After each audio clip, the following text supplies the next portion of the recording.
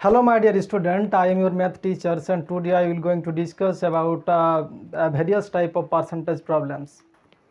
जैसे कि বিভিন্ন ধরনের পার্সেন্টেজের যে সমস্ত কোয়েশ্চেনগুলো তোমাদের এক্সামে আসে এবং সেগুলো তোমরা তাড়াতাড়ি করতে পারো না বা কিছু বুঝতেই পারো না, তো সেই জন্য আমি তোমাদের কাছে কিছু ট্রিক্স নিয়ে এসেছি যেটার সাহায্যে তোমরা মাত্র 5 সেকেন্ডের মধ্যে তোমরা যে কোনো ম্যাথ পার্সেন্টেজের যে কোনো ম্যাথ তোমরা তাড়াতাড়ি সলভ করতে পারো এবং এটা তোমাদের বিভিন্ন কম্পিটিটিভ এক্সামের ক্ষেত্রে অনেক গুরুত্বপূর্ণ হতে চলেছে। তাই ভিডিওটাকে স্কিপ না করে শেষ পর্যন্ত দেখতে থাকো। হ্যাঁ, ঠিক আছে। তো পার্সেন্টেজ কি? পার্সেন্টেজ কিছুই না। কি পার্সেন্টেজ? What is percentage? তো পার্সেন্টেজ হলো কি না 100-র মধ্যে কত অংশ। ঠিক আছে, যদি আমি এখানে লিখি 2/5, এর থেকে কি বোঝা যায় যে 5-এর মধ্যে 2। তো পার্সেন্টেজও কিছু না, পার্সেন্টেজ মানে হলো কি 20/100। 20/100 এর অর্থ হলো কি না 100-র মধ্যে 20, এটাই হলো 20%। ঠিক আছে, তো পার্সেন্টেজ মানে কি সেন্ট ফ্রম কি সেঞ্চুরি, মানে প্রতি 100 কত, প্রতি 100 কত। যেমন এখানে দেখো, যদি কোনো একটা জিনিস 46 টাকায় যদি বিক্রি করে বা সাপোজ মনে করো 146 টাকাতে বিক্রি করে যদি ওর 45 টাকা লাভ হয়ে থাকে, তাহলে এখানে বলতে চাইছি কি যে তার পার্সেন্টেজ কত। পার্সেন্টেজ মানে হলো 100 টাকাতে কত। যদি 146 টাকাতে 45 টাকা লাভ হয়ে থাকে তাহলে 100 টাকাতে কত, এটাই হলো পার্সেন্টেজ। ঠিক আছে, তো এখানে আমি তোমাদেরকে দেখাবো বিভিন্ন টাইপের পার্সেন্টেজ প্রবলেম, কিভাবে তোমরা 5 সেকেন্ডের মধ্যে যে কোনো পার্সেন্টেজের প্রবলেমকে তাড়াতাড়ি ক্যালকুলেশন করতে পারো। যেহেতু তোমরা জানো যে তোমাদের যে সমস্ত কম্পিটিটিভ এক্সামগুলো হয় সেখানে যে টাইমটা দেওয়া থাকে সে টাইমটা খুবই কম। সেখানে বলা হয়ে থাকে কি মাত্র 45 সেকেন্ডের মধ্যে একটা কোশ্চেন করতে বলা হয়ে থাকে। তো মনে করো যদি তোমার একটা বড় প্রবলেম হয়ে যায়, যদি 235-এর 47%, তখন কি হয় না একটা ম্যাথ করতে গিয়ে 2 থেকে 3 মিনিট কেটে যায়। তো ভয়ের কিছু নেই, আমি আছি এই জন্য।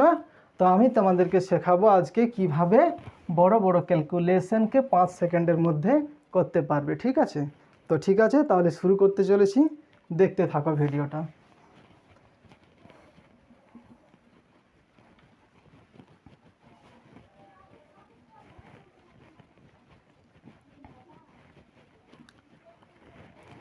প্রথমে তোমাদেরকে আমি ট্রেডিশনাল মেথডে করে দেখাবো কিভাবে পার্সেন্টেজ বের করতে হয়। তো ঠিক আছে, তোমরা দেখতে থাকো। ট্রেডিশনাল মেথড, এটা শর্ট ট্রিক্স না, শর্ট ট্রিক্স আমি একটু পরে বলে দেব। তো কতটা ইজি হচ্ছে, শর্ট ট্রিক্স ভালো না ট্রেডিশনাল মেথডটা ইজি, সেটা তোমরা দেখে নাও। মনে করো 40% অফ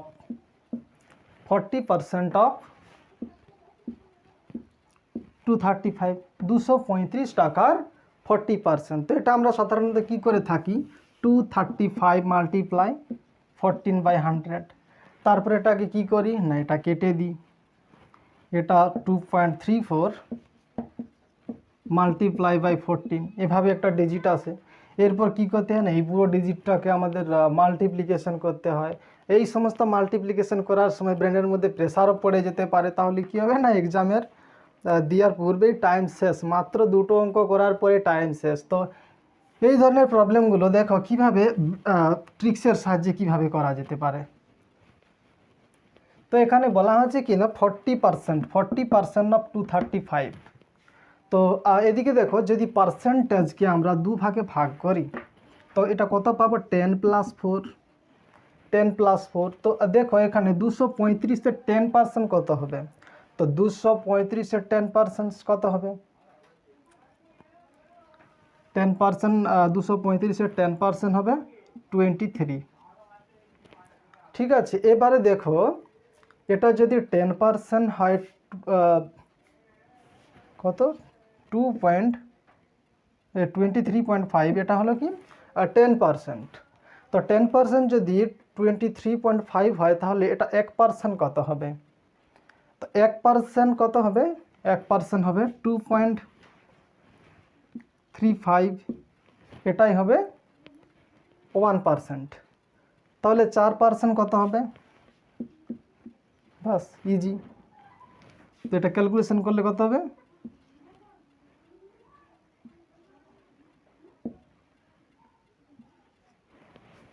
9.40। বাস সিম্পলি এডিট 23.5 আর 9.40, 09 32.90। এটাই হলো কি না 14% অফ 235-এর 14%। ঠিক আছে। তো এই ধরনের সমস্যাগুলো তোমরা আবার কিছু উদাহরণের সাহায্যে দেখি। এটা হলো কি তুমি পার্সেন্টেজকে ভেঙে দিলে, এরপর আবার দেখছি, দেখতে থাকো।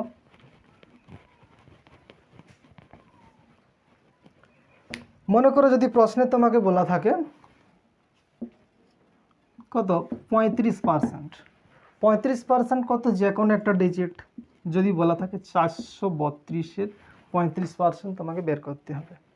তো কি এটাকে 35%কে আমরা দুভাগে স্প্লিট করতে পারি, দুভাবে। দেখো প্রথম আমরা কি 50 মাইনাস 15 এভাবেও করতে পারি, অথবা 10 প্লাস 10 প্লাস 10 প্লাস 5 এভাবেও করতে পারি। তাহলে কি দুটোর মধ্যে যে কোনো একটা নিলেই আমাদের হয়ে যাবে। তো যদি এটাও নিই তাও ইজি, এটা নিলেও তাও ইজি। এটা নিলে কি কীরকম ইজি দেখে নাও।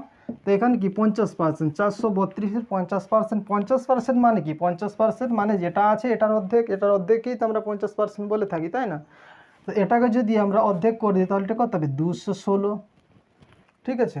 এরপর এর 10%, 10% মানে কত হবে? 43.2। এরপর এর কত পার্সেন্ট? এটা বিয়োগ হবে না, 43.2, সরি 43.2। এরপরের 5%, 10%-এ ভাঙলাম 43.2, এবারে 5% কত হবে? 10%-এ যদি এত হয় তাহলে 5%-এ নিশ্চয়ই এটার হাফ হবে। তো এটার হাফ মানে কত হবে? 1 পয়েন্ট কত হবে? সরি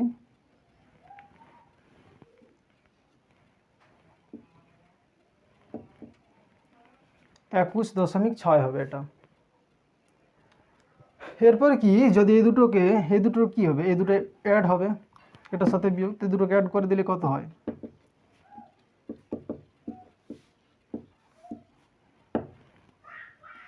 কত? 64.8। 216 থেকে এটা বাদ দিয়ে দিলেই হয়ে যাবে।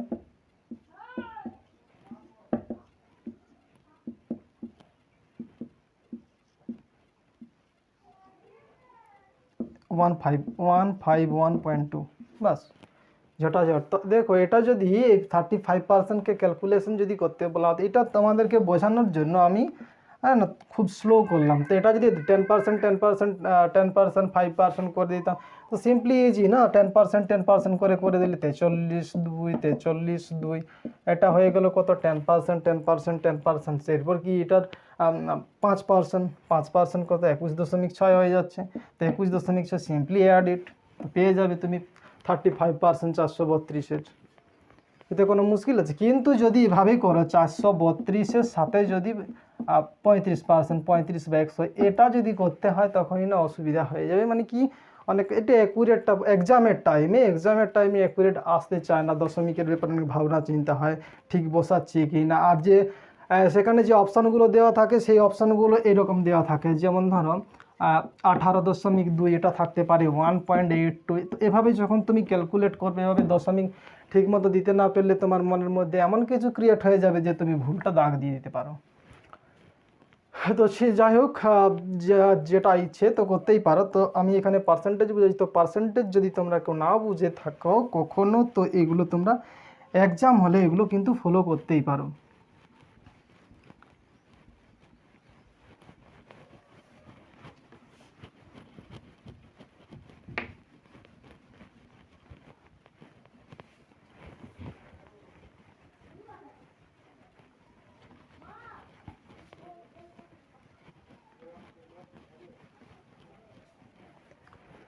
তো বিভিন্ন ধরনের প্রশ্ন এক্সামে আসতে পারে, যেমন এরকম ধরনের প্রশ্ন এসে থাকে। এসবিআই, পিও, রেল, ব্যাংক যে সমস্ত এক্সামগুলো আছে সেগুলোতে কীরকম ধরনের ওরা প্রশ্ন জিজ্ঞাসা করে থাকে। ওরা এইভাবে জিজ্ঞাসা করে থাকে 28, 35 অফ এর মনে করো এর বলা হবে 15%-এর সাথে বিয়োগ করতে হবে 4, 9, 8, 5-এর অফ 35%, এভাবে ওরা দিয়ে দেবে কোশ্চানে। হ্যাঁ, তো তখন তুমি যেটা করবে না, তখন তুমি এটা পার্সেন্টেজ ট্রেডিশনাল মেথডে করবে, তো অনেক মানে ভুল হতেই পারে। তো এর জন্য তোমরা শর্টকাটে করতে পারো, আবার ট্রেডিশনাল মেথডে করলেও কোনো কিছু এসে যায় না। তো পার্সেন্টেজ বোঝানোটাই ছিল আমার উদ্দেশ্য, যে পার্সেন্টেজ হলো কি, পার্সেন্টেজ হলো প্রতি 100-এ কত, প্রত্যেক 100-তে সেটা কত আসছে, সেটাই হলো কি না পার্সেন্টেজ। এটা কোনো ভাবার বিষয় নেই যে পার্সেন্টেজ কি, অনেকেই আবার ভেবে থাকে পার্সেন্টেজটা আবার কি, আবার কেউ ভাবে কি না 200%, 300%, এটা আবার কীরকম কথা। আসলে ব্যাপারটা এরকম না। 100% মানে কি, একটা যদি সার্কেল মনে করো, এটা একটা সার্কেল, ভালো করে বুঝে নাও পার্সেন্টেজ কি। এটা মনে করো সার্কেল, এই সার্কেলটা যদি দুভাগে আমি ভাগ করে দিই, আচ্ছা বলো তো এটা কত পার্সেন্ট হচ্ছে, এটা হচ্ছে 50%, এটা 50%। আচ্ছা এই সার্কেলটাকে কি আমরা 200% কনসিডার করতে পারি? এটা কখনোই না, কারণ কোনো একটা জিনিস সেটা এমনিতেই প্রথমেই যখন থাকে সেটা পুরোপুরি 100% থাকে, আমরা কখনো সেটাকে 200%, 150% ভাবে কনসিডার করতে পারি না। যখন কোনো কিছু একটা অবজেক্টকে তার পার্সেন্টেজ আমরা বের করি, আমরা এটা ভেবেই করি যে পুরো জিনিসটা কত আছে, 100%, সেটা ভেবেই চলি। দেখো এই সার্কেলটাকে যদি আবার 4 ভাগে ভাগ করে দিই, তো এক একটা ভাগে কত 25% করে কিন্তু হবে, তখন এগুলো কত হবে 25% করে। ঠিক আছে, তো পার্সেন্টেজ মানে কি, 100% মানে হলো কি না সম্পূর্ণ কমপ্লিট এই সার্কেলটাকে যদি তুমি কনসিডার করে একটা ইভেন্ট, তো 100% মানে হলো কি না পুরো সার্কেলটা। এটার থেকে যদি তোমাকে কেউ কিছু পার্সেন্টেজ বের করতে বলে, মনে করো সাপোজ যেমন প্রফিট লস বা অন্য কোনো মানে ম্যাথের সাবজেক্টে যেমন প্রশ্ন জিজ্ঞেস করা হয়, তো দেখো সেগুলো কি বলা হয়ে থাকে। তো সেখানে বলা হয়ে থাকে এরকম, 100 টাকাতে, সেখানে কি বলা থাকে, 100 টাকাতে যদি 10% যদি লাভ হয়, তো 10% লাভ হলো মানে কি, 10% লাভ হলো কি, এটা আবার অনেকগুলো কীভাবে লিখে না 110%, তখন বলে দেয় এটা। কিন্তু ব্যাপারটা 110 হচ্ছে না। মনে করো কেউ যদি তোমাকে বলে দেয় না যে 432 টাকার 10% লাভ হলে কি লেখে, অনেকে কীরকম লেখে না 435 টাকা, 435 মাল্টিপ্লাই 110 করে দেয় কেউ কেউ, অথবা 1 ডিভাইডেড বাই 100 করে। তো 10% লাভ তাহলে কি সুদ আসল মানে কি, বা মূল টাকাটা আর তার সুদ কত, তো এইভাবে লোক, তো ব্যাপারটা হচ্ছে কি এটা 1.1 বা 110% এটা নয়, এটা ব্যাপারটা হলো কি যে তার মূলধন প্লাস তার পার্সেন্টেজ সেটাই একসাথে কনসিডার করে থাকে, সেই জন্যই ওটা 110 লেখে। যেমন মনে করে দেখো 432 টাকার x টাকার, সাপোজ x টাকার 10%, x টাকার 10% লাভ হলে সুদ আসল কত, তো এটা লেখার নিয়ম হলো কি x, এটা হলো কিনা তার প্রথম মূল টাকা, আর একটা পার্সেন্টেজ কত হবে, ট্র্যাডিশনাল মেথড x × 10/100, তো এটাকে যদি 10/100 লিখি multiply x plus 10/100 multiply x, তো এটাকে যখন আমরা সিম্পলিফিকেশন করব তখন সেটা কি আসছে দেখো, 100x plus 10x divided by 100, তাহলে কত হয়ে যাবে 110x/100। তো সেই জন্যই ওরা লিখে থাকে 110, কিন্তু কখনোই ভাববে না যে 110% বলে কিছু আছে, 110%, 120%, 130%, এগুলো কিছু হয় না, এগুলো হলো কি শর্ট ট্রিক্স। যখন কেউ লাভ বলে তখন আমরা কি পার্সেন্টেজটাকে অ্যাড করে দিই, যখন ক্ষতি বলে তখন আমরা সেটাকে কি পার্সেন্টেজকে বিয়োগ করে দিই, এটাই হলো ব্যাপার। ঠিক আছে, তো আশা করি তোমরা পার্সেন্টেজ যে ভাবনাটা, সেই ভাবনাটা বুঝে গেছো। অনেকে এবার বলে থাকে 150% সত্য, 200% সত্য। এই 200%, 150% বলে কিছু হয় না, 100% মানে কমপ্লিট সার্কেল, সেটার থেকে কত অ্যাডভান্স আর কত মানে কি কত লাভ বা কম, এটা বোঝাতেই কিন্তু ইউজ হয়। তো এটা সবসময় কিন্তু মনে রেখো, ঠিক আছে।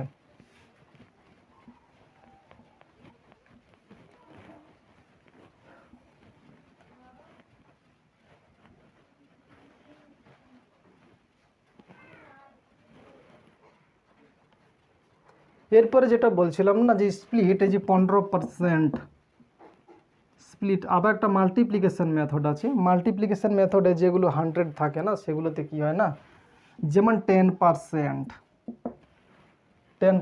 অফ 400 325, তো এগুলোর ক্ষেত্রে 10%, তো এটা কি 32.5, একটার পর দশমিক দিয়ে দেওয়া হয় যদি এটাকে 20% বলা হয়।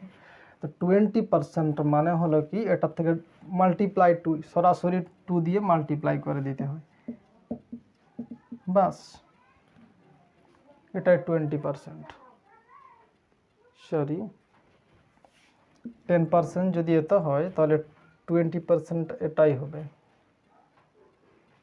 মানে অ্যাকচুয়ালি 20/100, তো 100 কেটে যাবে, 20/100, হ্যাঁ, তো এটাই হবে 20%।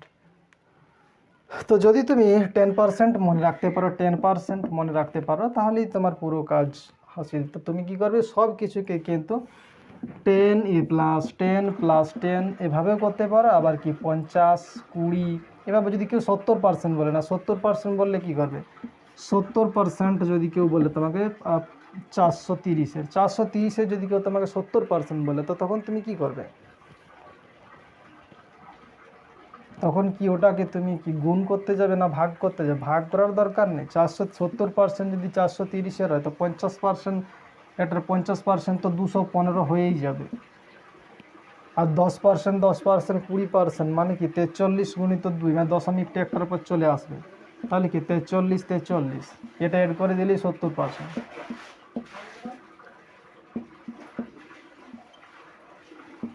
301।